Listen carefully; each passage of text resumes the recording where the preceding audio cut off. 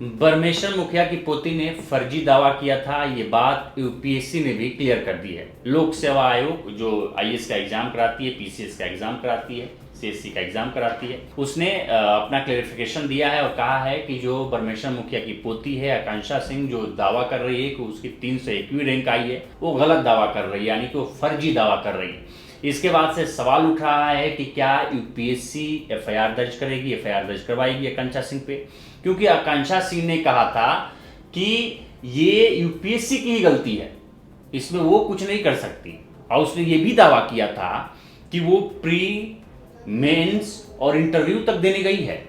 तो यूपीएससी को ये और क्लियर करना चाहिए कि क्या वो मेंस का एग्जाम दी, क्या उसने इंटरव्यू का एग्जाम दिया। ये भी सवाल यूपीएससी से बनता है। और अगर उसने नहीं किया, अगर ये फर्जी दावा किया है और बार बार कह रही है कि यूपीएससी की गलती है, तो क्या यूपीएससी इस पे क्या एक्शन लेगा? क्या यूपीएससी इस पे एफआईआर कराएगा? क्या यूपीएससी आने वाले जो जितने उसके अटेम्प्ट्स हैं, क्या उस पर बैन लगाएगा, जैसे पूजा खेड़कर को लेकर बैन लगाया गया था, अन्य जो अभ्यर्थी हैं जो फर्जीवाड़े में पकड़े गए उन पे लगा? क्या परमेश्वर मुखिया की पोती पर एफआईआर होगी? ये सवाल पूछा जा रहा है। अब परमेश्वर मुखिया की पोती आखिर लाइमलाइट में कैसे आए? क्योंकि यूपीएससी का रिजल्ट निकला। यूपीएससी के रिजल्ट निकलने के बाद राजस्थान के अनुज अग्निहोत्री जो थे वो टॉप किए। उसके बाद पता चला कि परमेश्वर मुखिया की पोती की 301वीं रैंक आई है, और उसके बाद से मीडिया में बैठे लोगों ने उसको हाथों हाथ लिया। और परमेश्वर मुखिया को इसलिए उसकी पोती को हाथों हाथ लिया क्योंकि परमेश्वर मुखिया का एक आतंक का इतिहास रहा है बिहार में उसको सबसे बड़ा क्रिमिनल कहा जाता है, सबसे बड़ा दंगाई कहा जाता है, सबसे बड़ा गुंडा कहा जाता है, जिसने सैकड़ों दलितों की हत्याएं की हैं, जिसपे सरकार ने इनाम रखा था और आतंक का पर्याय था। वो अलग बात है कि उसको मानने वाले भी लोग हैं बिहार में, जिस जाति से वो आता है उस जाति के लोग उसको मानते भी हैं बहुत सारे लोग। और चूंकि आतंकी टाइप में आदमी था वो, बहुत बड़ा गुंडा टाइप में आदमी था वो, और दलितों की हत्या में उसका नाम है। तो इसलिए एक बार फिर से ये हुआ कि सोचो कि जो लॉ एंड ऑर्डर को तार तार करते नजर आया, उसकी पोती अब उसी लॉ एंड ऑर्डर के अधीन रह के काम करवाएगी। ये अलग नजरिए से भी देखा गया, आप सोच के देखिए।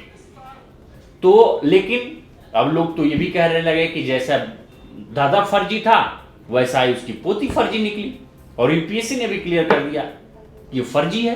तो सवाल ये बनता है कि क्या फर्जीवाड़े में उस पर एफआईआर होगी? क्या कोई कार्रवाई होगी कि आगे से कोई ऐसा दावा ना करे? क्योंकि वो कैमरे के सामने, मीडिया के सामने बार बार ये दावा करती रही कागज दिखा के, ये तो यूपीएससी की गलती है। यूपीएससी को इस पर डेफिनेटली कार्रवाई करनी चाहिए, यूपीएससी को इस पे, ताकि आगे से कोई हिम्मत ना जुटा दे। क्योंकि यूपीएससी की अपनी एक प्रेस्टीजियस है, उसका एक सम्मान है, उसके एग्जाम का सम्मान है। तो इस पे कार्रवाई कब यूपीएससी करती है, ये जो भी होगा उसकी अपडेट हम बताते रहेंगे। लेकिन फिलहाल यूपीएससी ने क्लियर कर दिया है कि वो आकांक्षा सिंह नहीं है, परमेश्वर मुखिया की पोती नहीं है जिसने 301वीं रैंक का दावा किया है। वो आकांक्षा सिंह अलग हैं जो यूपी के गाजीपुर से हैं, जिन्होंने अपना वीडियो सोशल मीडिया पर डाल के क्लेरिफाई भी किया था। उन्होंने बयान भी दिया था कि जो वो दावा कर रही है लड़की वो गलत है और फर्जी है। और उसके बाद ये पकड़ी भी गई। पकड़ी जाने के बाद भी ये लड़की, परमेश्वर मुखिया की पोती, एक अपराधी की पोती, पकड़े जाने के बाद भी अपराध करती नजर आ रही है और क्लेरिफिकेशन दे रहे हैं उसका पूरा परिवार, उसका भाई, यूपीएससी में गलती है। तो यूपीएससी को इसमें बड़ा संज्ञान लेना चाहिए। यूपीएससी के बाद अगर यूपीएससी जो एफआईआर दर्ज कराती है या कोई कार्रवाई करती है, अगर उसकी अपडेट आती है तो हम आपके तक पहुंचाएंगे। देखते रहिए लोक प्रतिनिधि। नमस्कार।